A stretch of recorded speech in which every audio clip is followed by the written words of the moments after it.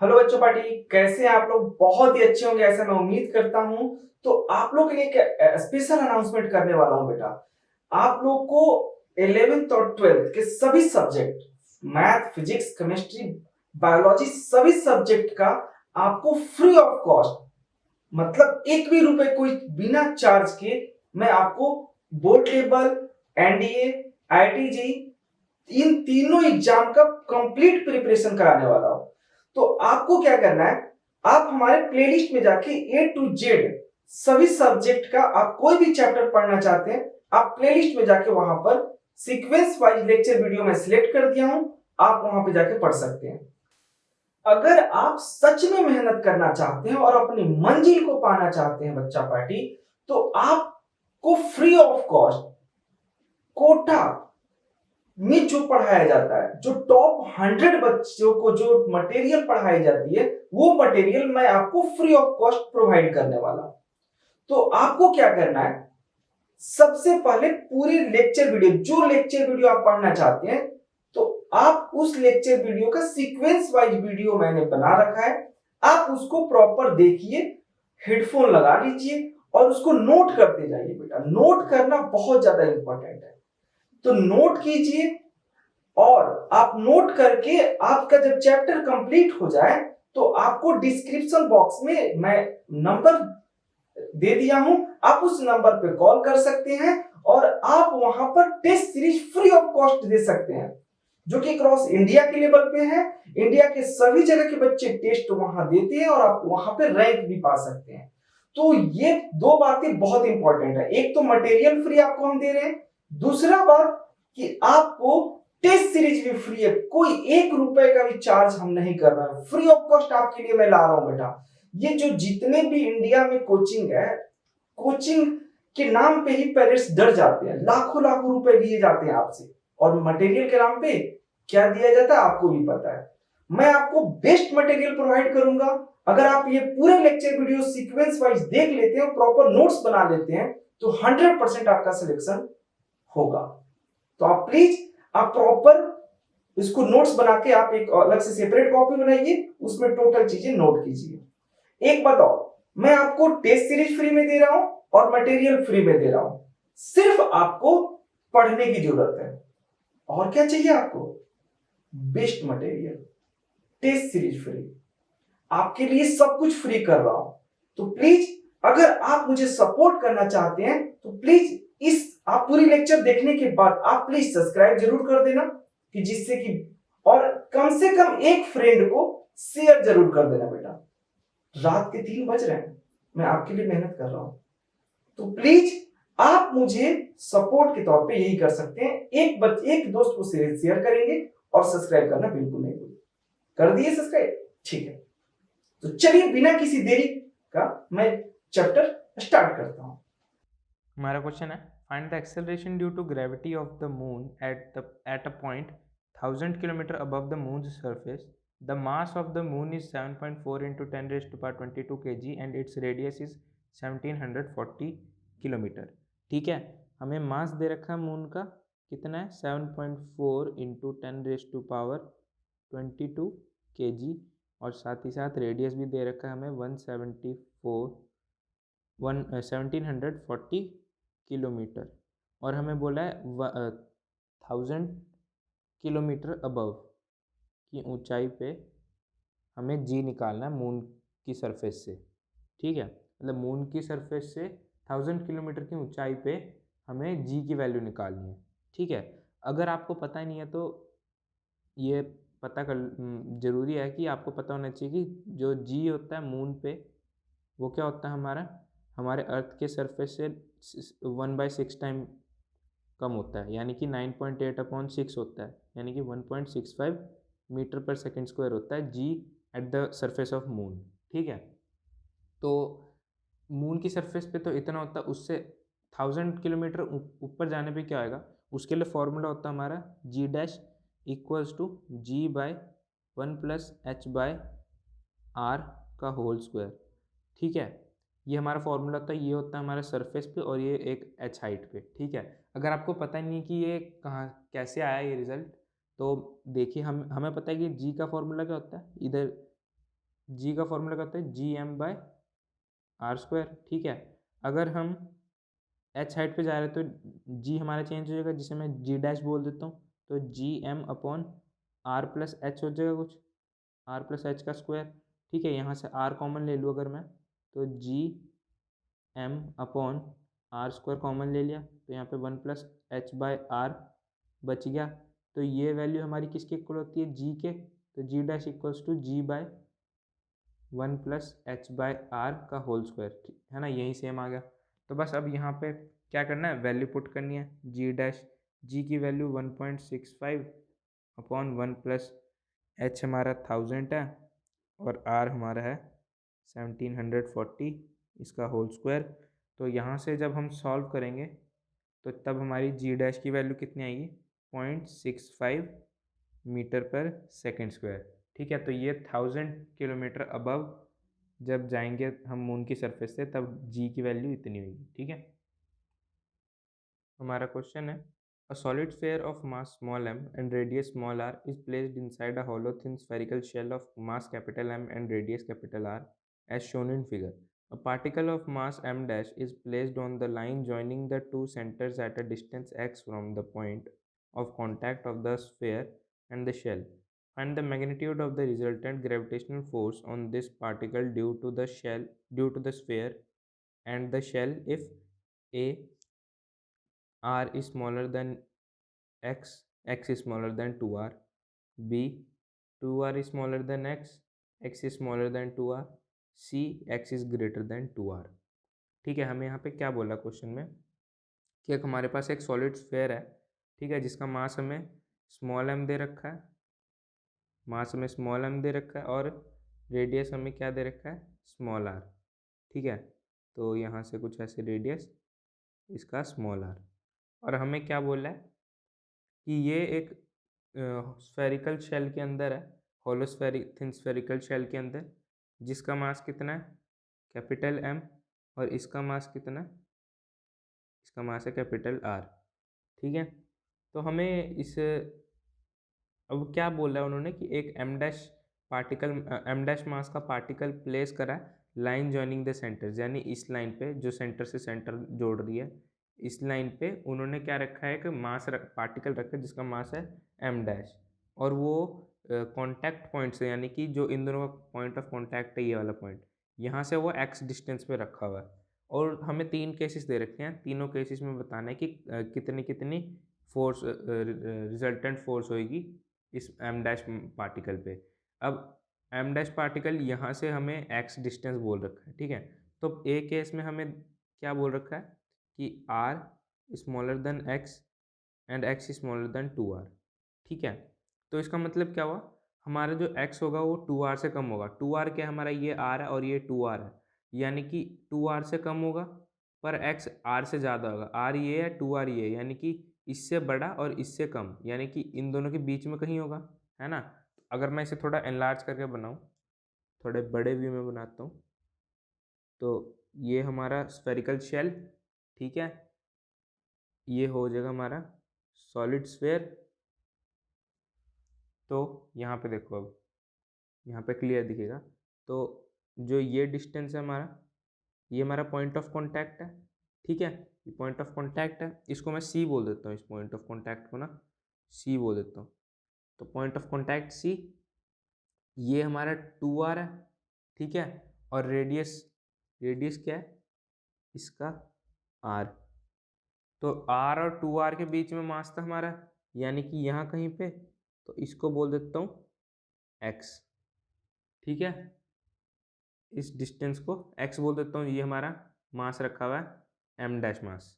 ठीक है, तो अब देखो यहाँ पे क्या आएगा, यहाँ पे जो शेल की वजह से फोर्स होगा इस पॉइंट पे, इस शेल की वजह से तो फोर्स जीरो होगा, है ना, शेल के अंदर तो फोर्स जीरो होती है, हमें पता है। ठीक है, तो जो भी फोर्स होगी वो ये जो सॉलिड स्फीयर है उसकी वजह से लेगा, है ना। तो यहाँ पे फोर्स की वैल्यू क्या आ जाएगी हमारी, G M dash M X minus R upon R cube.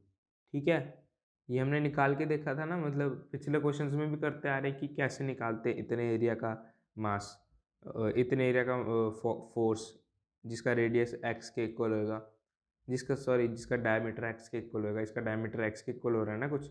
देखो इतने एरिया में इतना एरिया ही सिर्फ उसे फोर्स लगा पा रहा है, ठीक है। जो ये एरिया है, सिर्फ इतना एरिया फोर्स लगा पा रहा है। सॉरी, डायमीटर एक्स का यहाँ पे कोई वैसे होगा नहीं इसमें। तो इतना एरिया सिर्फ इस पे फोर्स लगाएगा, उस फोर्स की वैल्यू क्या आएगी, ये, ठीक है। अब ऐसे ही बी पार्ट देख लेते हैं। बी पार्ट में क्या बोल रहा है, बी पार्ट में बोल रहा है कि 2r is smaller than x and x is smaller than 2 capital R। अब इसमें देखो क्या बोल रहा है, इसमें बोल रहा है कि जो हमारा स्फेयर था, ये हमारा स्फेयर, सॉरी ये शेल, और उसके बाद स्फेयर, ठीक है।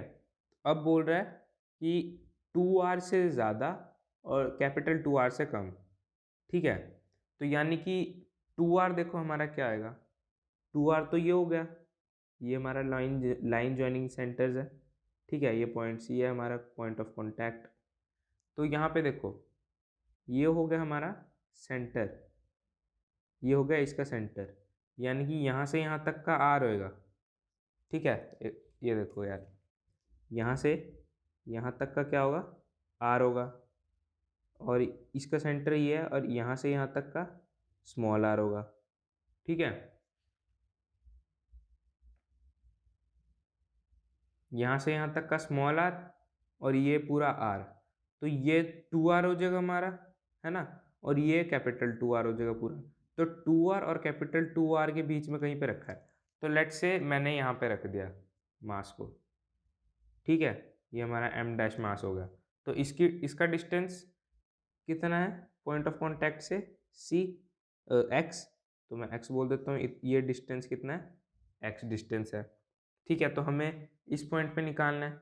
अब यहाँ पे देखो फिर से वो शेल की वजह से तो मास जीरो रहेगा, क्योंकि अभी भी शेल के अंदर ही है। जो भी सारा फोर्स रहेगा वो इस स्फेयर की वजह से रहेगा। तो इस स्फेयर की वजह से क्या रहेगा, जी एम डैश, ये तो इस स्फेयर से बाहर है, तो यानी कि पूरा पूरा का पूरा जितना भी वो है, जितना भी ये लगाएगा वही फोर्स इस पे लगेगा। इसका यहाँ से डिस्टेंस कितना है इसके सेंटर से, ये x है, और अगर अगर ये x है और ये r, हाँ, x से अगर r माइनस कर दे तो ये डिस्टेंस आ जाएगा, तो ये x माइनस r, ये डिस्टेंस आ गया, तो x minus small r square. तो ये आ गया फोर्स जो इस पे यहाँ पे लग रही है, ठीक है। अब बी पार्ट में देखते हैं, बी पार्ट में क्या, सी पार्ट में देखते हैं क्या बोल रहा है। तो सी पार्ट में क्या रहा है कि जो हमारा x है, जो हमारा x है वो ग्रेटर है 2r से। 2r से ग्रेटर का मतलब क्या हुआ, इसी में देख लेते हैं, ऊपर वाले में देख लेते हैं ना। तो 2r से बड़ा क्या हुआ, देखो इतना हमारा r है और ये 2r है, यानी कि इस बार यहाँ कहीं पे होगा हमारा मास m डैश, ठीक है। तो इस बार उसका डिस्टेंस x ये है, ठीक है, ये पूरा का पूरा, इस बार ये x डिस्टेंस। तो यहाँ इस बार देखो, इस बार इस शेल की वजह से भी लगेगा, ठीक है, और इस स्फेयर की वजह से भी लगेगा। क्यों, इस बार शेल से वो बाहर चला गया, और बाहर कुछ ना कुछ तो होता ही है उसका फोर्स, है ना। तो अगर मैं लिखूं फोर्स ड्यू टू शेल, तो वो क्या होगा, g capital M dash upon, इसका डिस्टेंस कितना है, ये टोटल x है, और ये r माइनस कर दे तो आ जाएगा हमारा x माइनस आर होल का स्क्वायर, ठीक है। और force due to solid sphere अगर मैं लिखूं, जो हमारा ये सॉलिड स्फेयर है, तो वो क्या होगा, G M dash upon x minus small are का स्क्वायर, ठीक है। तो जो हमारा नेट फोर्स होएगा हमारे एम डैश के पार्टिकल पे, वो क्या होगा, हमारा इन दोनों फोर्सेस का एडिशन होएगा, है ना। तो हमारा एफ नेट हम क्या बोल सकते हैं, F net equals to ji capital M dash upon x minus capital R का square plus g small m dash upon x minus small are का स्क्वायर। तो ये हो गया हमारा एफ नेट। ठीक है, तो ये थे हमारे एफ फोर्सेस की वैल्यूज़ जो लग रही हैं उस पार्टिकल एम डैश मास की। हमारा क्वेश्चन है a uniform metal sphere of radius A and mass capital M is surrounded by a thin uniform spherical shell of equal mass and radius 4a. The center of the shell falls on the surface of the inner sphere. Find the gravitational field at the points P1 and P2 shown in the figure. तो हमें यहाँ पे बोला है कि एक spherical shell है, metal spherical shell है, ठीक है। उसके अंदर एक स्फेरिकल मेटल स्फेयर रखा हुआ है, ठीक है। ये मेटल स्फेयर रखा हुआ है किसके अंदर? एक स्फेरिकल शेल के अंदर। तो हमें बताना है कि P1 पॉइंट पे और P2 पॉइंट पे ग्रेविटेशनल फील्ड क्या होगी, ठीक है। हमें बोला है कि इसका रेडियस a है, इसका रेडियस 4a है, ठीक है। तो P1 पॉइंट पे देखते हैं क्या है। तो अगर हम देखें P1 पॉइंट पे, तो P1 पॉइंट पे शेल की वजह से जो इसका फील्ड होएगा वो तो ज़ीरो होएगा, ठीक है। हमें पता है कि उसके अंदर फील्ड ज़ीरो होती है ना, फोर्स ज़ीरो होती है उसके अंदर। तो यहाँ पे तो ज़ीरो हो गया, जो भी होएगा इसकी वजह से होगा। अब इसकी वजह से कैसे निकालेंगे? हमें इसका सेंटर से डिस्टेंस निकालना पड़ेगा। सेंटर से डिस्टेंस देखो, इसका सेंटर से डिस्टेंस क्या होगा? अगर ये ए है, हमें बोला है कि यहाँ से यहाँ तक ए है और ये पूरा 4a है। अगर यहाँ से यहाँ तक ए है और ये पूरा 4a है तो ये कितना आएगा? 3a। या इतना 3a हो गया और इतना तो हमें ए पहले से ही बोल रखा है, ठीक है। तो यहाँ से मैं लिख सकता हूँ कि जो फोर्स होएगा उस पॉइंट पे एट P1, ये एट P1 की बात चल रही है, तो वो क्या होगा? G capital M upon 4a square, 4a का होल का स्क्वायर। तो ये कितना आ गया मेरा? F equals to ji capital M by 16a square, ठीक है। तो P1 पॉइंट पे मेरा आंसर ये आया, ठीक है। अब P2 पॉइंट पे देखो, P2 पॉइंट पे क्या आएगा? P2 पॉइंट पे ये शेल के बाहर आ गया, तो मतलब शेल की वजह से भी इस पर कोई फोर्स लग रही होगी और यहाँ पे जो स्फीयर है इसकी वजह से भी कुछ फोर्स लग रही होगी, ठीक है। तो अगर हम इस शेल से देखें इसकी डिस्टेंस कितना है, अगर ये 4a है और a दूरी और है, तो यहाँ से यहाँ तक का डिस्टेंस जो होगा वो होगा 5a, ठीक है। ये 5a होगा और स्फीयर से कितना आएगा? जो हमारा स्फीयर है वहाँ से होगा 6a, ठीक है। तो डिस्टेंस आ गया, तो पहले स्फीयर के लिए निकाल लेते हैं। जो फोर्स होगा ड्यू टू स्फीयर वो क्या होगा? जी एम अपॉन 6a का होल स्क्वायर, और force due to solid sphere क्या होगा? G M upon 5a square, ठीक है। तो इन दोनों को जब ऐड करेंगे तब हमारा क्या आ जाएगा? नेट फोर्स आ जाएगा, जो भी नेट फोर्स P2 पॉइंट पे लग रहा है, यानी कि एफ नेट हमारा आ जाएगा g capital M by 25a square plus g capital M by 36a square. तो इसको ऐड करके g M by a square common ले लो, तो अंदर क्या बचा? 1/25 प्लस 1/36। तो एलसीएम करके ये आ जाएगा हमारा एफ नेट आ जाएगा हमारा, क्या आएगा? इसको एलसीएम लेंगे तो ये होगा F net equals to 61 GM upon 900a square, ठीक है। तो ये आया हमारा फाइनल आंसर। एट P2 पे इतनी फोर्स है, ठीक है। हमारा क्वेश्चन है a thin spherical shell having uniform density is cut in two parts by a plane and kept separated as shown in figure. The point A in the center of the plane section Point A in the center of the plane section of the first part and B is the center of the plane section of the second part.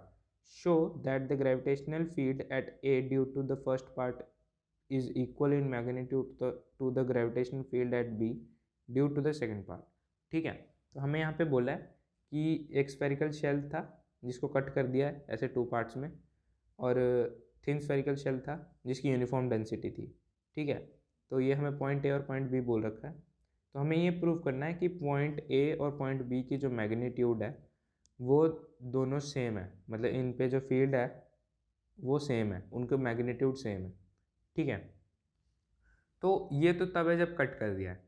ठीक है, अगर हम पहले की कहानी देखें जब ये दोनों साथ में थे, यानी कि कट नहीं कर रखा था इन्हें, तो हमारा स्फेयर कुछ ऐसा दिखता था उस टाइम। ठीक है, और अगर काटने वाला वो बनाऊँ मैं आउटलाइन, तो ऐसे कुछ काटता है उसे। ठीक है, और यहाँ पे सेंटर्स हैं, ये सेंटर ओवरलैप ही करेंगे ना जब इन्हें रखेंगे ऊपर। तो यहाँ पे देखो जो फील्ड होगी इस पॉइंट पे, मतलब ये बी वाला पार्ट है नीचे और ये ए वाला पार्ट है। ठीक है, तो इस पॉइंट पे इस शेल की वजह से फील्ड कहाँ आएगी, इस डायरेक्शन में। ठीक है, और इस पॉइंट पे इस शेल की वजह से फील्ड कहाँ आएगी, इस डायरेक्शन में।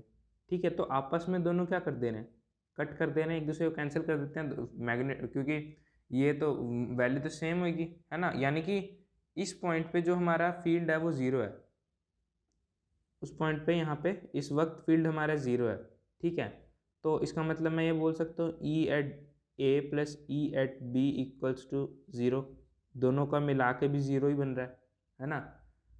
तो इससे मैं क्या बोल सकता हूँ, ई ए इक्वल्स टू ई बी, है ना।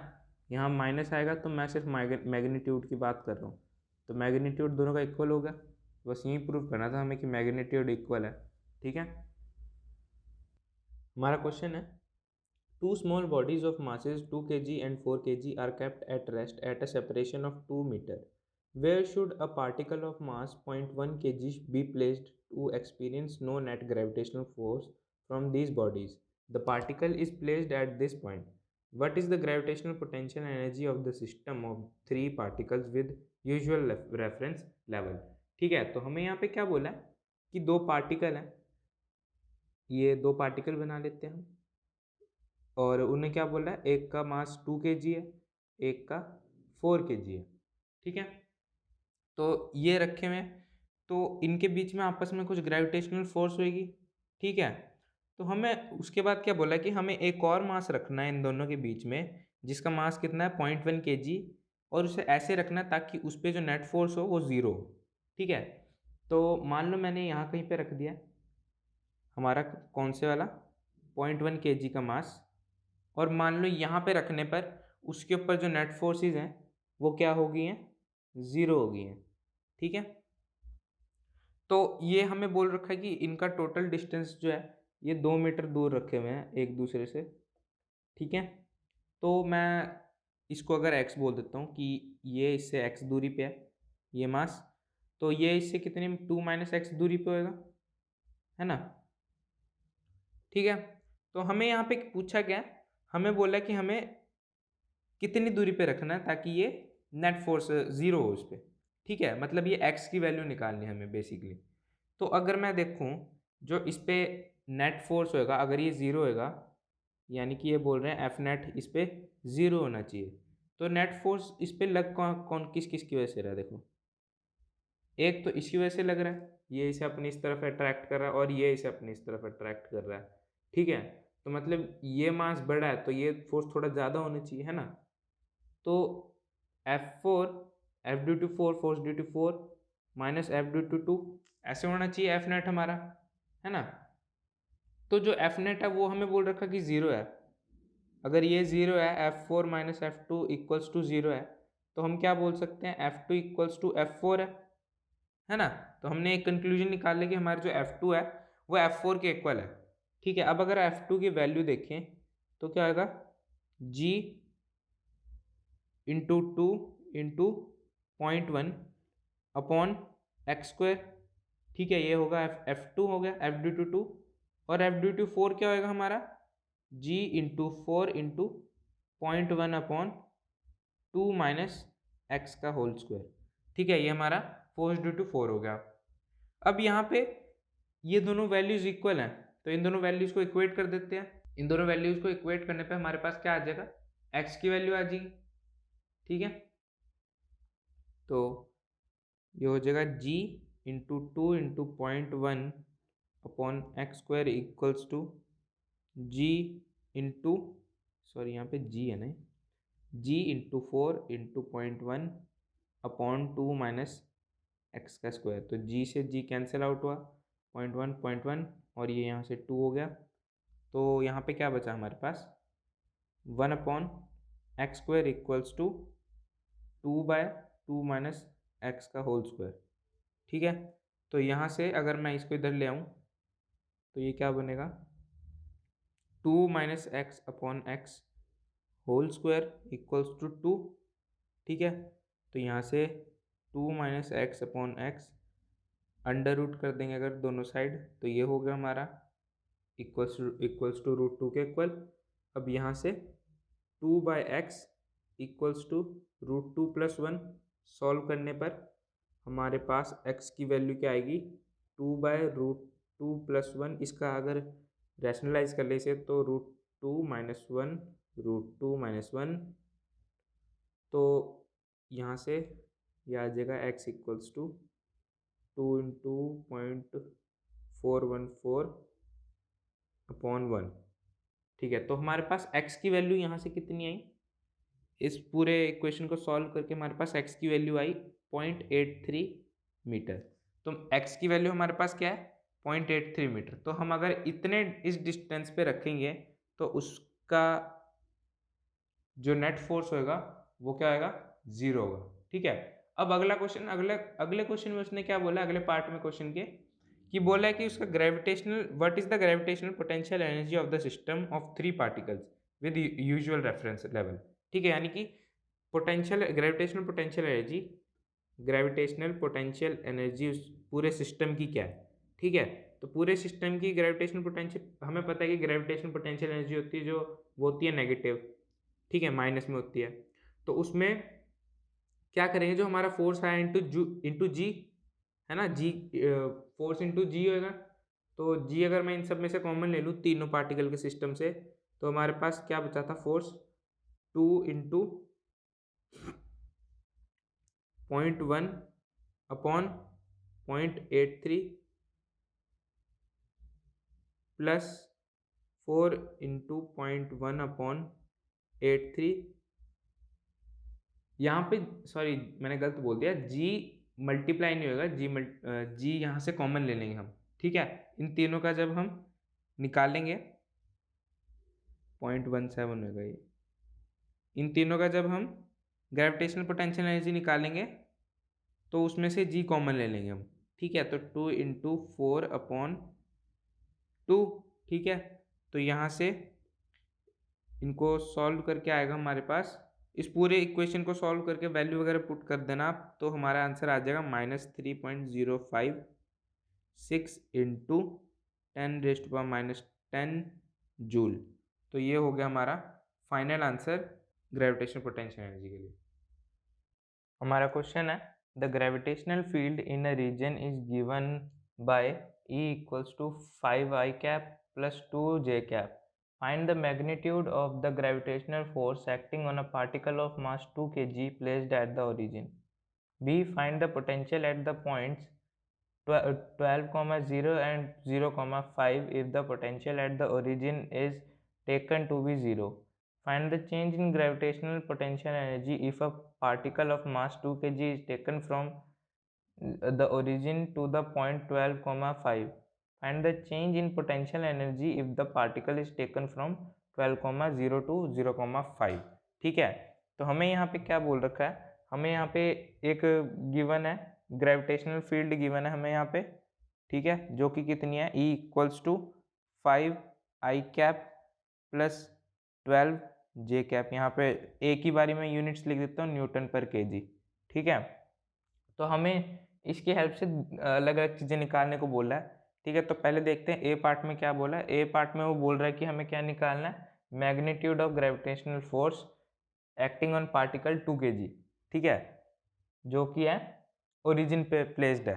ठीक है, ओरिजिन पे प्लेस्ड है, हमें उसके ऊपर ग्रेविटेशनल फोर्स का मैग्नीट्यूड निकालना है। ठीक है, तो अगर फोर्स देखें हम, फोर्स ग्रेविटेशनल फोर्स हमारा क्या होता है, फील्ड इनटू मास। ठीक है, तो फील्ड मास हमारा 2 kg का बोल रखा है हमें, 2 kg का मास है। फील्ड हमारा है 5 i cap plus 12 j cap. ठीक है, इसको मल्टीप्लाई करेंगे तो क्या आएगा हमारा 10 i cap plus 24 j cap. ठीक है, ये तो आया फोर्स। अब फोर्स का मैग्नीट्यूड अगर हम निकालेंगे, फोर्स का मैग्नीट्यूड जब निकालेंगे तो फोर्स का मैग्नीट्यूड आएगा हमारे पास 20। ठीक है, तो ये आ गया हमारे पास मैग्नीट्यूड। अब देखते हैं अगले पार्ट में क्या बोला है।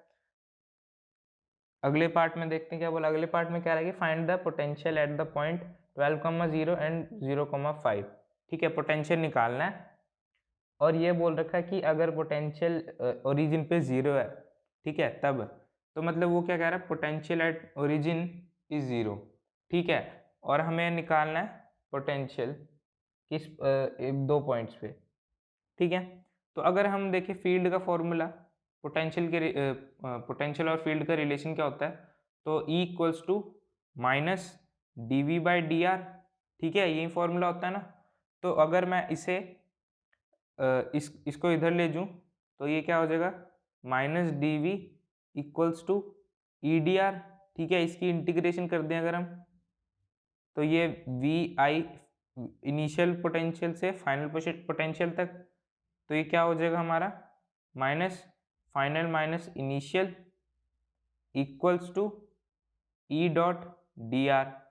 ठीक है, तो ये जब अंदर जाएगा माइनस, तो इनके साइन चेंज हो जाएंगे, तो V initial minus V final equals to E हमारा क्या है 5i cap plus 12 j cap. ठीक है, डॉट dr हमारा क्या आएगा dx i cap plus dy j cap. ठीक है, और इसकी इंटीग्रेशन। अब यहाँ पे हमारा जो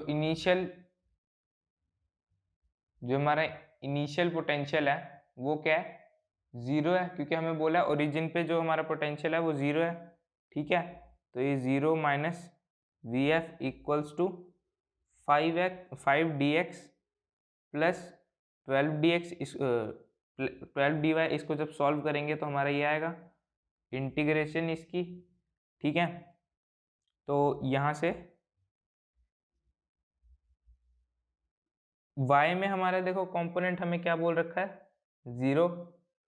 ठीक है, तो वी एफ, तो ये हो जाएगा जब हम 0,12 लेंगे, 12, जब ये, हाँ ठीक है, तो वी फाइनल जब हम 0 से 12 लेंगे तब की बात कर रहा हूँ, तो 0 से 12 5 डी एक्स। ठीक है, ये किस वाले के लिए है, 12,0 के लिए है। 12,0 इसमें 12 हमारे पास x कंपोनेंट है। ठीक है, और y कंपोनेंट तो 0, तो ये पूरा 0 हो जाएगा। ठीक है, तो मतलब हम सिर्फ x कंपोनेंट लेंगे और वो 0 से 12 जा रहा है, तो यहाँ पे इसकी वैल्यू पुट करेंगे तो ये हमारा आ जाएगा -60, क्योंकि यहाँ पे माइनस था ना, तो ये आ गया -60 जूल पर केजी। ठीक है, तो ये आ गया x कंपोनेंट के लिए, यानी पहले पॉइंट के लिए जो हमें दे रखा था। अब दूसरा पॉइंट हमें क्या बोल रहा है 0,5 यानी कि x कंपोनेंट 0, तो ये कंपोनेंट 0 हो जाएगा और 5 हम यहाँ पे पुट करेंगे तो 12 dy, और वो 0 से 5 तक जा रहा है। ठीक है, तो इसको सॉल्व करने पे हमारा क्या आएगा, इसको भी इधर भी माइनस है तो इसमें भी -60 जूल पर केजी आंसर आ रहा है। ठीक है, तो ये और एक और आंसर हो गया हमारा। तो ये था हमारा 12,0 पॉइंट के लिए और ये था 0,5 पॉइंट के लिए। ठीक है, तो आगे देखते हैं आगे क्या बोला है। अगले पार्ट में बोला है हमें कि find the change in gravitational potential energy if a particle, find the gravitational change in potential energy if a particle of mass 2 kg is taken from the origin to the point 12,5। Gravitational potential change in gravitational potential energy बतानी है। ठीक है, यानी कि B part में change in gravitational potential energy बतानी है हमें। ठीक है, तो जो हमारे पास ये आया था फाइनल पोटेंशियल, उसमें क्या करेंगे, मास मल्टीप्लाई कर देंगे, क्योंकि इनिशियली तो ज़ीरो था, ओरिजिन से लेके गए हैं, तो वो वैल्यू तो इनिशियली ज़ीरो हो जाएगी। फाइनल हमारे पास ये था, ना, तो इसमें बस वैल्यूज़ की मास मल्टीप्लाई करके एक्स और वाई कंपोनेंट के वैल्यू पुट कर देंगे। तो मास हमें बोल रहा है कि 2 kg का मास है, और 5 dx प्लस 12 dy हमारा इक्वेशन है पोटेंशियल के लिए, ठीक है। तो यहाँ पे जब हम वैल्यू पुट करेंगे तो ये आएगा, sorry, delta U change in gravitational potential energy 2 into हमने निकाला था 12 पे हमने निकाला था, क्योंकि हमें यहाँ पे क्या बोला है 12,5, तो हमने 12 पे भी निकाल रखा और 5 पे भी निकाल रखा है, ठीक है। तो यही वैल्यू पुट कर देंगे, -60 माइनस 60, ठीक है, क्योंकि यहाँ बाहर माइनस भी था, यहाँ पे ये माइनस है ना, ये बाहर माइनस था, तो यहाँ पे माइनस लिखेंगे तो ये अंदर वाला माइनस इधर मल्टीप्लाई होगा ना। तो यहाँ से ये आ गया हमारा डेल्टा यू, यानी कि change in gravitational potential energy आ गया -240 जूल, ठीक है। ये आ गया हमारा change in gravitational potential energy. अब देखते हैं अगले पार्ट में क्या बोला हमें। डी पार्ट में बोला find the change in potential energy if the particle is taken from 12,0 to 0,5, ठीक है। पोटेंशियल एनर्जी निकालना है, सॉरी ये सी पार्ट था, ये डी पार्ट है, ठीक है। हमें क्या बोलना है, पोटेंशियल एनर्जी निकालना है। तो पोटेंशियल एनर्जी क्या होता है, m into change in potential, ठीक है। तो चेंज इन पोटेंशियल यानी कि Vf माइनस वी आई, यही होगा चेंज इन पोटेंशियल। तो यहाँ पे हमने ऊपर निकाल ही रखा था कितना चेंज इन पोटेंशियल आया, तो ये आ गया 2 -60 माइनस 60, तो यहाँ से हमारा पोटेंशियल एनर्जी का वैल्यू कितना आ गया, 0, ठीक है। यानी कि चेंज इन पोटेंशियल, जो चेंज इन पोटेंशियल एनर्जी आया पार्टिकल का, वो 0 आया फ्रॉम 12,0 से अगर हम लेके जाए 0,5 तक, ठीक है।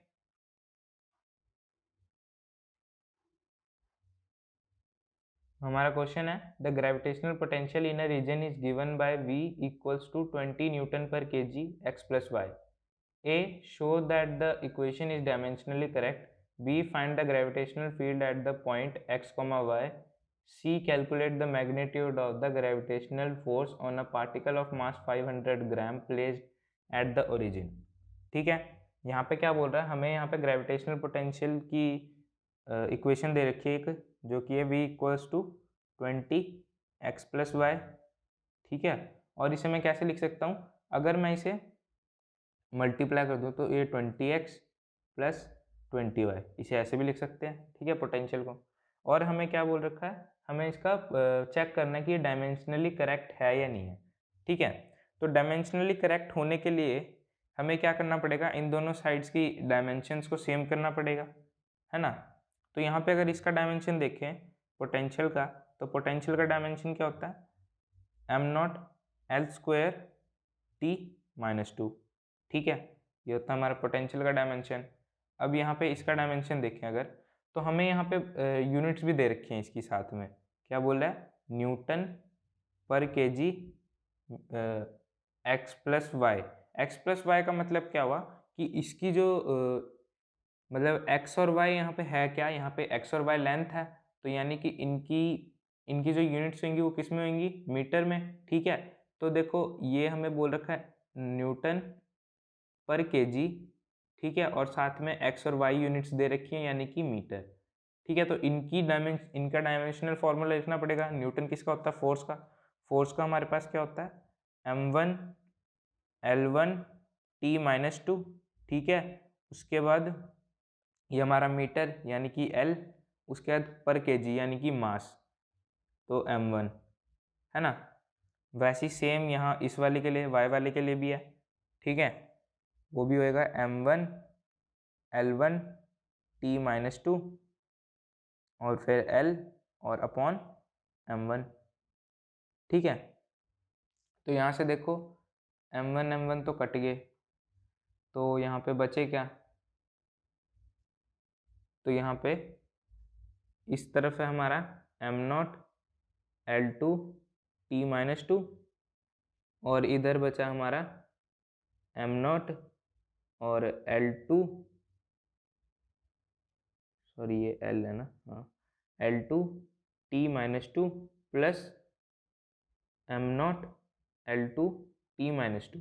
तो यहाँ पे अगर हम देखें तो हमारी डायमेंशन सारी सेम है, तो इसका मतलब क्या हुआ, ये डायमेंशनली करेक्ट है। ठीक है, ये डायमेंशनली करेक्ट है। अब यहाँ पे ये तो हो गया हमारा ए पार्ट। ठीक है, अब बी पार्ट की तरफ देखते हैं। बी पार्ट में क्या बोला है? बी पार्ट में हमें बोला है कि हमें क्या निकालना है, find the gravitational field at the point x, y। ठीक है, ग्रेविटेशनल फील्ड निकालनी है। तो यहाँ पे अगर ग्रेविटेशनल फील्ड का हम फॉर्मूला देखें पोटेंशियल के साथ, वो क्या होता है, E=-dv/dr। ठीक है, अब हमें पता है vx कंपोनेंट में हमारा कितना है, 20x। ठीक है, और vy कंपोनेंट में हमारा कितना है, 20y। ठीक है, तो x, y पे हमें निकालने को बोला है, तो बस वैल्यू पुट कर देंगे। x पे हम निकालते हैं -dvx/dx। ठीक है, तो ये हो गया -20 dx/, इसकी इंटीग्रेशन कर, इसकी डिफरेंशिएशन कर दी ना हमने, dvx की डिफरेंशिएशन करो तो क्या आएगा, 20 dx होएगा, है ना, अपॉन dx। तो dx से dx कैंसिल, यानी कि -20। ये तो आ गया x कॉम्पोनेंट x वाले के लिए। अब y वाले के लिए निकाल लेते हैं, जो कि होगा -dvy/dy। इसका भी डिफरेंशिएशन करेंगे तो ये हो जाएगा -20 dy/dy। तो ये dy से dy कैंसिल, और ये भी आ गया हमारा -20। ठीक है, यानी कि हमारा जो फील्ड आया है, x और y कंपोनेंट को साथ लिखेंगे तो ये हो जाएगा 20 i cap plus, sorry minus आएगा, -20 j कैप। तो ये आ गया हमारा फाइनल फील्ड जो हमें पूछा था बी पार्ट में, फॉर x, y के लिए। ठीक है, अब सी पार्ट में देखते हैं। सी पार्ट में क्या बोला है? सी पार्ट में बोला है कि क्या निकालना है, calculate the magnitude of the gravitational force on the particle.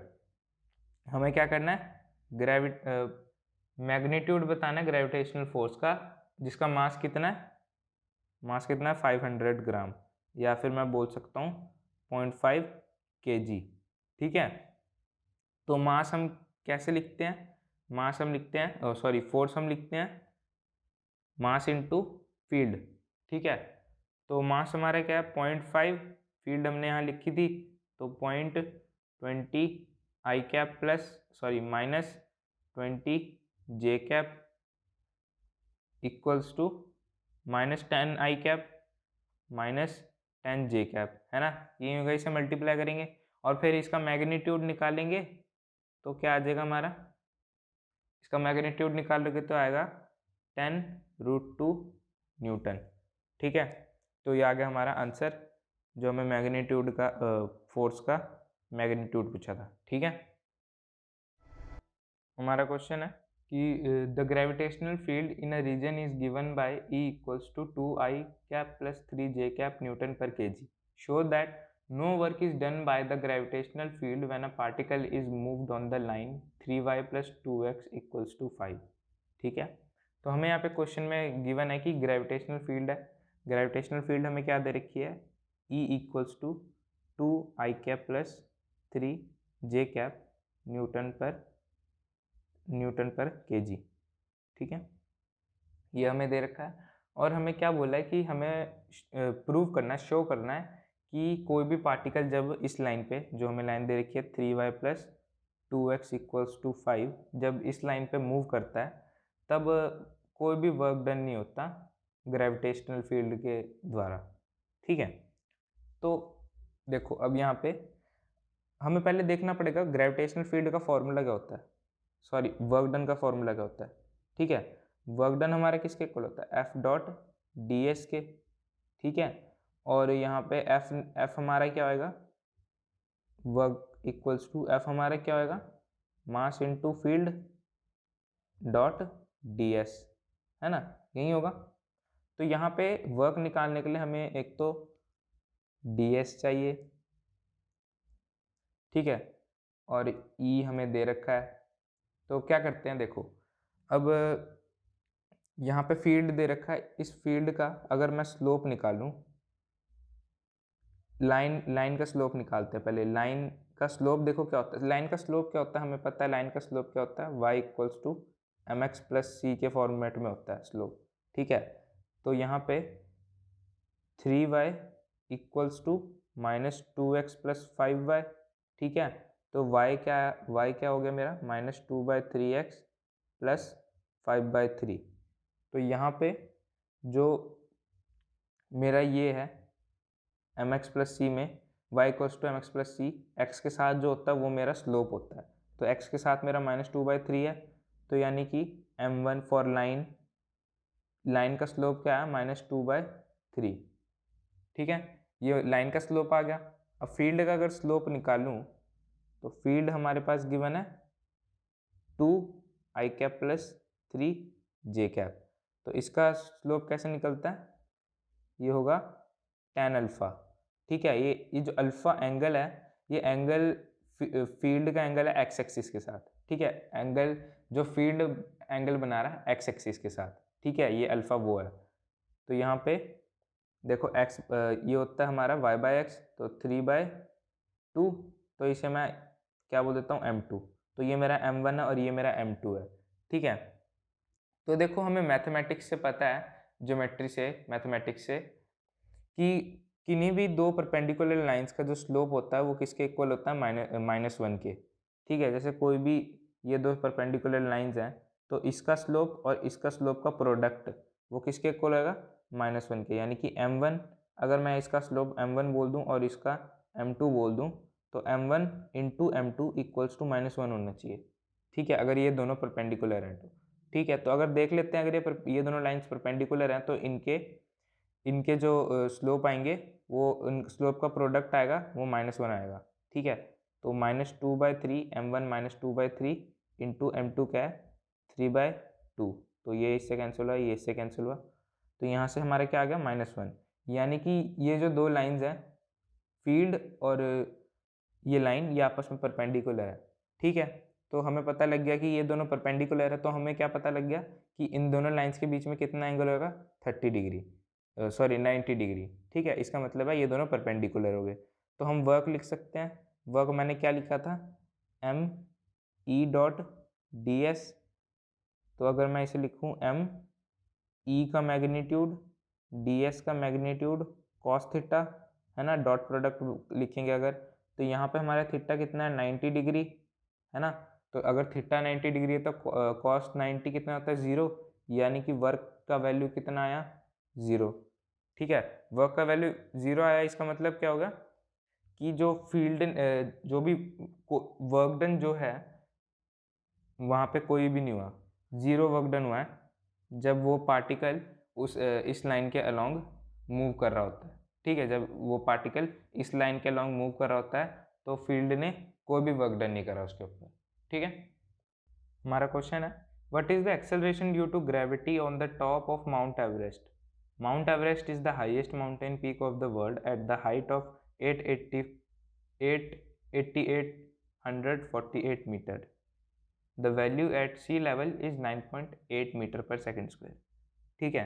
तो हमें यहाँ पे बोला है कि एक्सेलरेशन ड्यू टू ग्रेविटी की वैल्यू माउंट एवरेस्ट के टॉप पर क्या आएगी, और हमें बोला है सी लेवल पे उसकी वैल्यू होती है 9.8 मीटर पर सेकेंड स्क्वायर की, ठीक है। तो अगर आप देखो कि उसका हमें पूछा weight, acceleration due to gravity क्या होगा, ठीक है। तो हमें पता है जो वेट होता है वो किसके इक्वल होता है, फोर्स, ग्रेविटेशनल फोर्स के इक्वल होता है, क्योंकि ग्रेविटेशनल फोर्स जितना होगा उतना ही हमारा वेट होएगा किसी भी पॉइंट पे, ठीक है। तो यहाँ से मैं लिख सकता हूँ कि M G equals to ji capital M small M upon R square, ठीक है। तो ये इससे कट गया, तो यानी कि जी इक्वल्स टू क्या आ गया, g capital M by are square, ठीक है। तो और वहीं अगर मैं एक हाइट पे बात करूँ यानी कि माउंट एवरेस्ट पे, तो मेरा जी कुछ चेंज हो जाएगा, जिसमें जी डैश बोल देता हूँ, वहाँ पे उसका वेट कुछ चेंज हो जाएगा, एम जी डैश, ठीक है। और ग्रेविटेशनल फोर्स क्या आएगा वहाँ पे, आर प्लस एच, वहाँ वो कुछ हाइट गेन कर लेगा अपनी, है ना। तो उस वक्त ये कुछ ऐसा हो जाएगा, तो यहाँ से ये कैंसिल हुआ, तो जी डैश यहाँ पे क्या आया मेरा, G M dash R plus H का होल स्क्वायर। अब अगर मैं यहाँ से आर कॉमन ले लूँ तो क्या आएगा, g dash equals to g M by are square 1 plus h by r और इसका होल स्क्वायर। अब अगर आप इसे ध्यान से देखो तो ये यही वैल्यू है ना। तो यहाँ पे मैं क्या लिख सकता हूँ, g dash equals to g by 1 plus h by r और इसका होल स्क्वायर। ठीक है, अब यहाँ पे देखो कि हमें हाइट बोल रखी है माउंट एवरेस्ट की 8848 मीटर्स, यानी कि वैसे अगर आप इसके रेडियस के कंटेक्स्ट में देखो, मतलब कंपैरिजन में देखो, तो ये वैल्यू बहुत कम है। ठीक है, मतलब ये वैल्यू बहुत छोटी है, हाइट की वैल्यू बहुत छोटी है, कम है। तो यहाँ पे हम क्या कर सकते हैं, यहाँ पे हम बाइनोमियल अप्रॉक्सीमेशन यूज़ कर सकते हैं। तो बाइनोमियल अप्रॉक्सीमेशन यूज़ करने के बाद हमारा क्या आएगा, ये आ जाएगा जी 1 माइनस 2h बाय आर। ठीक है, बाइनोमियल अप्रॉक्सीमेशन यूज़ करके ये आ गया। अब यहाँ पे वैल्यूज पुट कर दें अगर हम, तो 9.8 1 माइनस 2 इंटू 8848 अपॉन 6400 इंटू 10⁻3। ठीक है, तो इसको सॉल्व करने के बाद, इस पूरी इक्वेशन को सॉल्व करने के बाद आपका आंसर आएगा कुछ, जी डैश की वैल्यू आ जाएगी आपकी 9.799 मीटर पर सेकंड स्क्वायर। ठीक है, तो ये हमारी जी की एक्सेलरेशन ड्यू टू ग्रेविटी की वैल्यू होगी माउंट एवरेस्ट के पीक पर। ठीक है, हमारा क्वेश्चन है, the moon takes about 27.3 days to revolve around the earth in a nearly circular orbit of radius 3.84 into 10⁵ kilometre.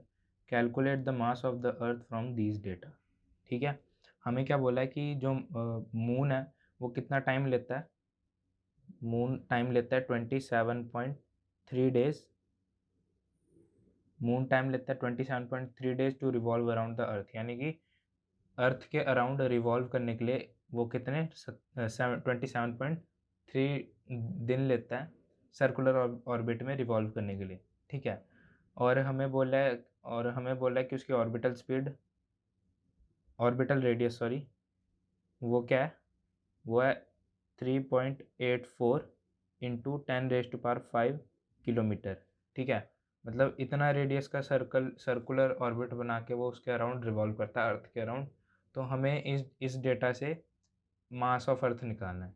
ठीक है, अब अगर हम एक चीज़ देखें, टाइम का फॉर्मूला क्या होता है, वो होता है 2 पाई जी एम एम ई, यानी कि मास ऑफ अर्थ R3/2। ठीक है, R3/2 ये हमारा टाइम का फॉर्मूला होता है जब कोई प्लैनेट एक दूसरे प्लैनेट के अलोंग रिवॉल्व कर रहा होता है। ठीक है, और अगर हम ऑर्बिटल वेलोसिटी की बात करें, ऑर्बिटल वेलोसिटी उसका फॉर्मूला क्या होता है, जी एम अपॉन आर।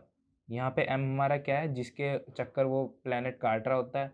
ठीक है, और आर है हमारा ऑर्बिटल रेडियस, यानी कि कितना रेडियस बना के वो उसके अराउंड रिवॉल्व कर रहा है। ठीक है, अगर आप अब ये देखना चाहते हो कि मतलब ये टाइम का फॉर्मूला आया कैसे, तो मैं बता देता हूँ आपको कि देखो, हमारा टाइम होता है क्या, डिस्टेंस अपॉन स्पीड। तो डिस्टेंस उसका 2 पाई आर होता है, स्पीड कितनी, ऑर्बिटल वेलोसिटी से वो मूव कर रहा होता है ना अपना। तो ऑर्बिटल वेलोसिटी का फॉर्मूला हमें पता है कितना है, 2 pi r orbital velocity upon G M under root में, और रूट आर ऊपर था, तो ये क्या बन गया हमारा, T equals to 2 pi R3/2 upon G M. ठीक है, अंडर रूट जी एम, यानी कि तो ये हमारा सेम आ गया ना, है ना। ये देखो यहाँ पे अंडर रूट भी आएगा, अंडर रूट नहीं लिखा, ये अंडर रूट भी आएगा। ठीक है, तो यहाँ से ये तो बता दें मैंने आपको टाइम का फॉर्मूला कैसे आता है, इसको सॉल्व भी कर लेते हैं एक बार। ठीक है, तो T equals to 2 pi R3/2 upon G M under root. ठीक है, तो यहाँ से मैं क्या कर सकता हूँ, जी एम को अगर मैं इधर ले आऊँ, under root G M equals to 2 pi R3/2 upon T, ठीक है। और दोनों तरफ अब क्या कर दूँ, स्क्वायरिंग बोथ साइड्स, तो यहाँ पे क्या बन जाएगा मेरा, G M equals to 4 pi square are cube upon T square. तो यहाँ से मैं मास की वैल्यू लिख सकता हूँ, कितनी होगी मेरी, mass equals to 4 pi square are cube upon G T square. तो यहाँ पे बस अब क्या करना है हमें, यहाँ पे बस इन सब की वैल्यूज़ पुट करनी है और हमारा मास का आंसर आ जाएगा। तो वैल्यू पुट करके देखते हैं, 4 इंटू 3.14 स्क्वायर मल्टीप्लाइड 3.84 इंटू 10⁵ 5 है 8 है, 5 दे रखा है 8 दे रखा है, हमें 5 दे रखा है, ठीक है। तो स्क्वायर, सॉरी क्यूब होना था, ठीक है, अपॉन यहाँ पे जी की वैल्यू क्या होती है हमारी, 6.67 इंटू 10⁻11 इंटू, अब टाइम देखो क्या होगा, टाइम 27.3 डेज बोला है, कितने 24 घंटे होते हैं, 60 मिनट होते हैं और 60 सेकंड होते हैं हर मिनट में। तो अब इसका स्क्वायर, अब जाके हमारे सेकंड्स में आएगा टाइम, ठीक है। ये मैंने सेकंड्स में टाइम को चेंज कर दिया, हमें दिन में दे रखा था, मैंने सेकंड्स में चेंज कर दिया। तो मास की वैल्यू हमारी इस सब को सॉल्व करने के बाद क्या आएगी, 6.02 इंटू 10⁻24 kg, ठीक है। तो इन सब डेटा से हमें ये पता लगा कि मास ऑफ अर्थ कितना होता है, 6.02 इंटू 10⁻24 kg। हमारा क्वेश्चन है, a satellite of mass 1000 kg is supposed to orbit the earth at a height of 2000 kilometer above the earth's surface. Find its speed in the orbit, b its kinetic energy, c the potential energy of the earth satellite system, and d its time period. Mass of earth is 6 into 10⁻24 kg, ठीक है। तो हमें क्या बोला है, mass of satellite, mass of satellite हमें क्या बोला, 1000 kg है, ठीक है। तो एक सैटेलाइट है जो अर्थ के लॉन्ग, ये मान लो अपना ये अर्थ है, ठीक है, और ये सैटेलाइट है, वो कितना, वो यहाँ से 2000 किलोमीटर की दूरी से वो ऑर्बिट कर रहा है हमारा सैटेलाइट, ठीक है। ये हमारा सैटेलाइट ऑर्बिट कर रहा है, घूम रहा है इसके अराउंड, रिवॉल्व कर रहा है 2000 किलोमीटर की हाइट से, इसकी सरफेस, अर्थ की सरफेस से। और हमें क्या बोलना है, हाइट हमें क्या बोला है, 2000 किलोमीटर। हमें ए पार्ट में बोला है कि इसका ऑर्बिटल स्पीड निकालना है, स्पीड इन द ऑर्बिट, यानी कि ऑर्बिटल स्पीड निकालना है, ठीक है। तो अगर मैं इसका सेंटर से टोटल डिस्टेंस बोलूँ, यानी कि जो आर होएगा हमारा, वो क्या होएगा, एक तो अर्थ का रेडियस 6400 किलोमीटर, ठीक है, उसके बाद 2000 किलोमीटर और, यानी कि 8400 किलोमीटर, ठीक है। तो ये हमारा रेडियस होएगा पूरे क्वेश्चन में, ठीक है। तो यहाँ पे ए पार्ट में हमें बोला है ऑर्बिटल स्पीड निकालनी है, ठीक है। तो ऑर्बिटल स्पीड का फॉर्मूला हमें पता है क्या होता है, जी एम अपॉन आर, ठीक है, अंडर रूट में। तो यहाँ पे बस वैल्यूज पुट करनी है, तो ये क्या होगा हमारा, जी होता है हमारा 6.67 इंटू 10⁻11 इंटू मास क्या हमारा 6 इंटू 10⁻24।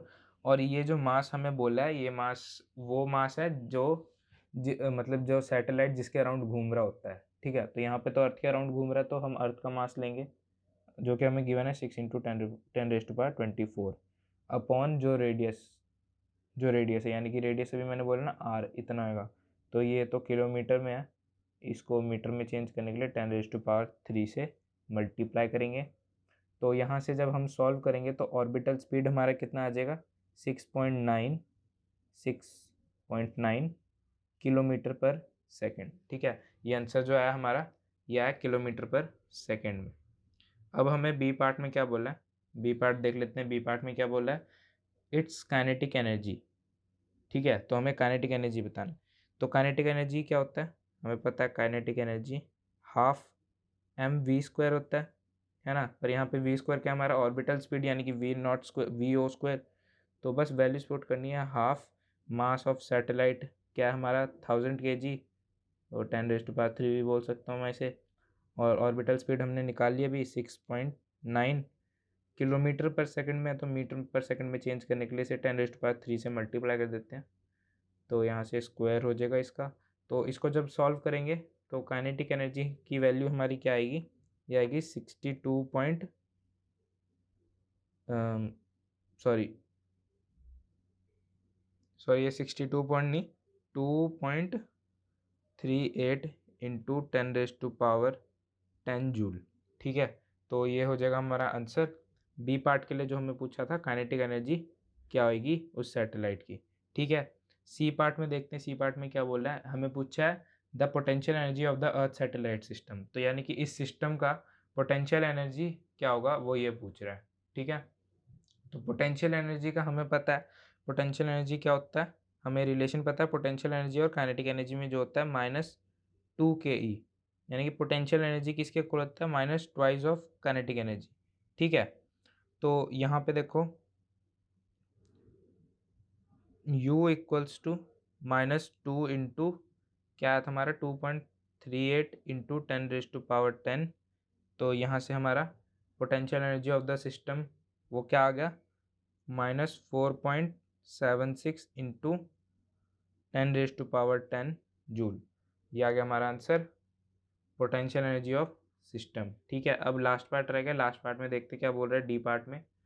डी पार्ट में वो कह रहा है कि इट्स टाइम पीरियड निकालना है। ठीक है, तो टाइम पीरियड का हमें फॉर्मूला पता है क्या होता है, डिस्टेंस डिस्टेंस अपॉन स्पीड, है ना, डिस्टेंस इतना ट्रैवल करेगा वो स्पीड इतना होगा। तो यहाँ पे वैल्यू पुट कर दो, 2 इंटू 3.14 इंटू आर हमारा 8400 इंटू 10⁻³ होगा क्योंकि मीटर में चेंज करना है, अपॉन 6.9 इंटू 10⁻³ इंटू 60 ये हम आर्स में आंसर निकालेंगे। ठीक है, इसलिए मैंने 60 × 60 करा है क्योंकि 60 सेकेंड्स 1 मिनट में होता है और एक घंटे में 60 मिनट्स होते हैं। ठीक है, तो ये आंसर हमारा आ जाएगा 60, ये आंसर आ जाएगा हमारा आर्स में। ठीक है, तो इन सबको सॉल्व करने के बाद हमारा क्या आएगा 2.01 आर्स, ये हमारा आंसर आया आर्स में। ठीक है, ये याद रखना आपको। आगे हमारे चारों पार्ट, हमारा क्वेश्चन है find the radius of the circular orbit of a satellite moving with an angular speed equal to the angular speed of the earth's rotation.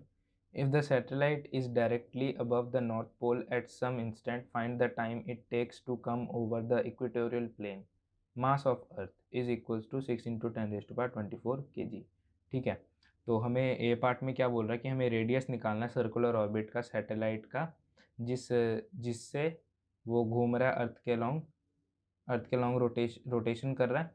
हमें वो रेडियस निकालना है सर्कुलर ऑर्बिट का, कब, जब उसका एंगुलर स्पीड होगा equal to earth angular speed, यानी कि वो बोल रहा है हमारा जो अर्थ का एंगुलर स्पीड होगा वो किसके इक्वल होगा, हमारा एंगुलर स्पीड ऑफ सैटेलाइट के।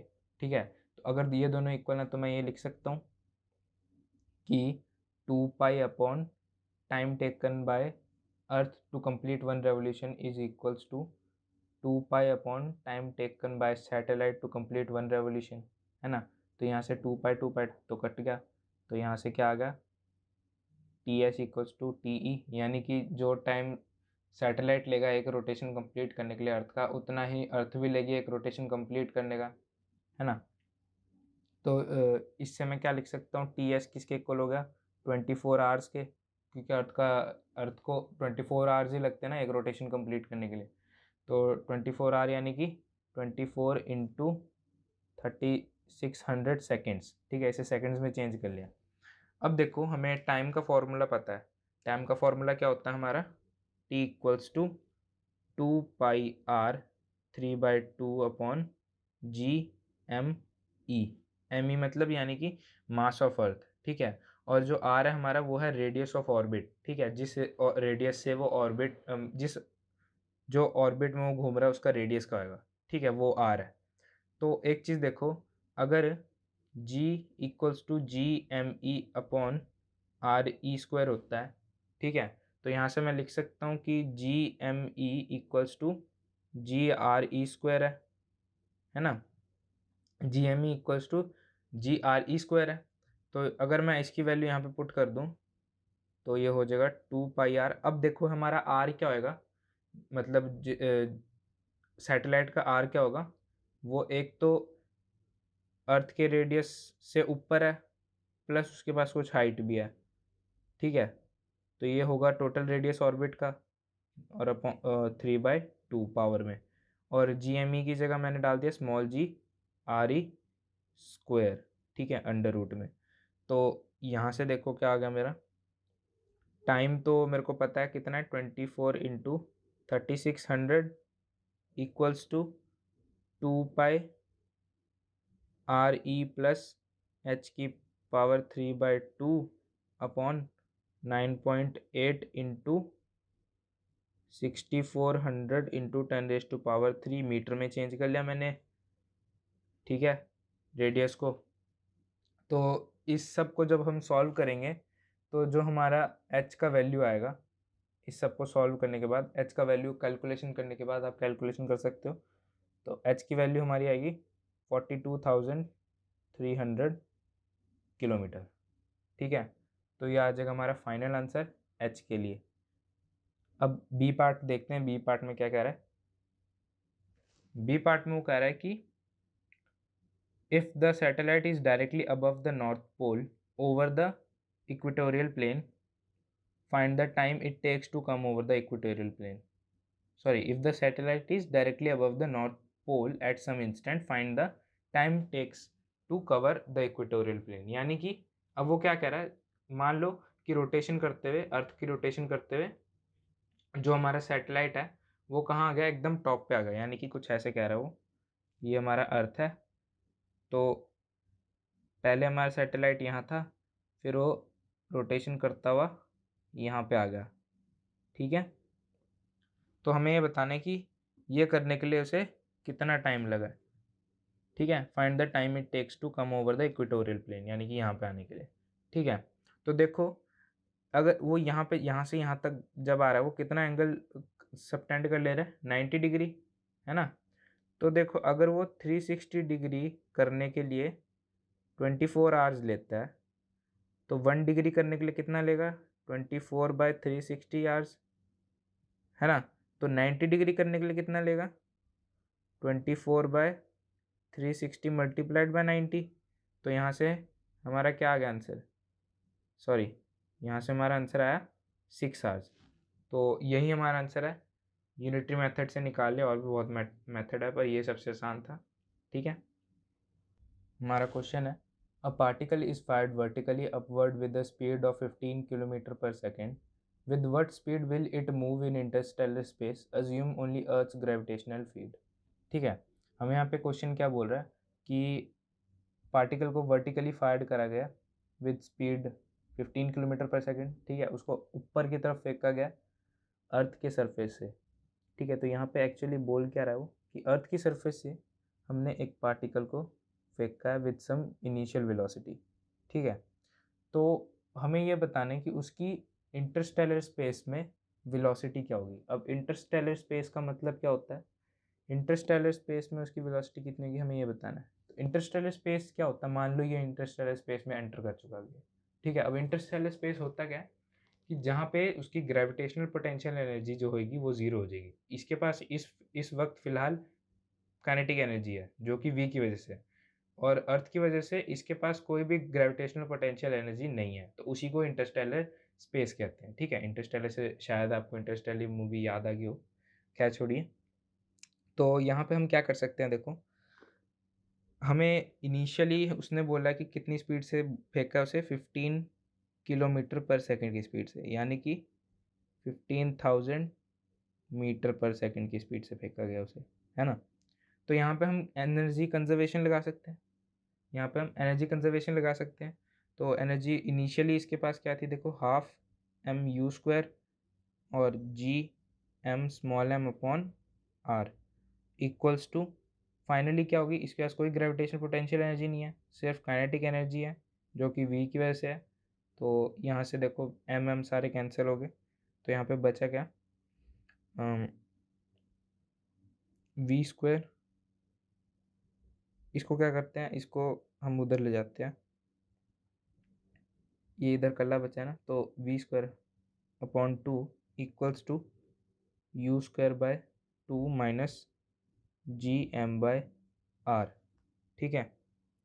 तो यहाँ से 2 मल्टीप्लाई कर देते हैं पूरी इक्वेशन में, तो ये बन जाएगा V square equals to U square minus 2gm/r। ठीक है, इसमें बस अब क्या करना है, वैल्यूज पुट करनी है। तो वी स्क्वायर इक्वल्स टू ये हो जाएगा 15 इंटू 10⁻³ की power 2 minus 2 into 6.6 7 into 10⁻11 into mass, वो क्या होता है 6 इंटू 10⁻24 अपॉन आर, यानी कि 6400 इंटू 10⁻3। ठीक है, तो इस पूरे इक्वेशन को सॉल्व करने के बाद हमारा क्या आएगा, वी स्क्वायर इक्वल्स टू 10⁻8। तो इससे मैं क्या बोल सकता हूँ, जो हमारा रिजल्ट आया कि v हमारा किसके इक्वल आ गया, 10 किलोमीटर पर सेकेंड। ठीक है, तो ये आया हमारा आंसर जो मैं क्वेश्चन में पूछा था, v आ गया हमारा 10 किलोमीटर पर सेकेंड। हमारा क्वेश्चन है, a mass of 6 into 10⁻24 kg equal to the mass of earth is to be compressed in a sphere in such a way that the escape velocity from its surface is 3 into 10⁸ meter per second. What should be the radius of the sphere? ठीक है, ये question थोड़ा language wise tricky है, पर अगर आप ध्यान से पढ़ोगे तो आपको समझ में आ जाएगा। क्वेश्चन बोल क्या रहा है कि एक मास है 6 इंटू 10⁻24 kg। अब ये मास देखो अर्थ के मास के इक्वल है। ठीक है, हमने इस मास को क्या करा, इसको कंप्रेस करके ऐसे स्फेयर में इतना कंप्रेस कर दिया स्फेयर की फॉर्म में, ताकि उसकी जो एस्केप वेलोसिटी है वो कितनी होगी हमारी, 3 इंटू 10⁸, यानी कि एस्केप वेलोसिटी वो क्या बोल रहा है, 3 इंटू 10⁸ मीटर पर सेकेंड होनी चाहिए।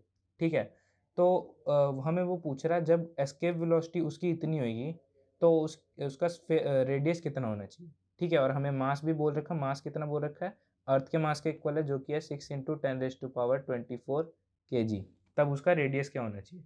ठीक है, अब हमें पता है कि एस्केप वेलोसिटी का फॉर्मूला क्या होता है, v इक्वल्स टू हमें पता है 2gm/r के इक्वल होता है। ठीक है, तो यहाँ से r की वैल्यू मैं निकाल सकता हूँ जो कि है कितनी, 2gm/v का स्क्वायर। ठीक है, तो इसमें अगर बस वैल्यूज पुट करेंगे तो हमारा आंसर आ जाएगा।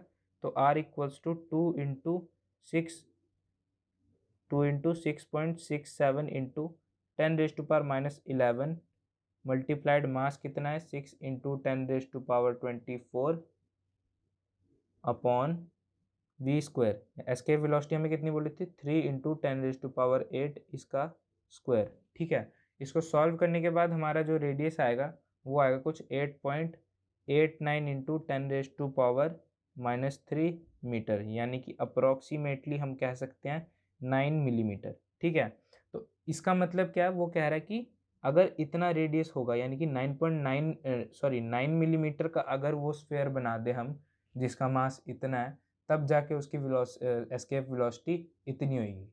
ठीक है, इससे आसान सॉल्यूशन और कहीं नहीं।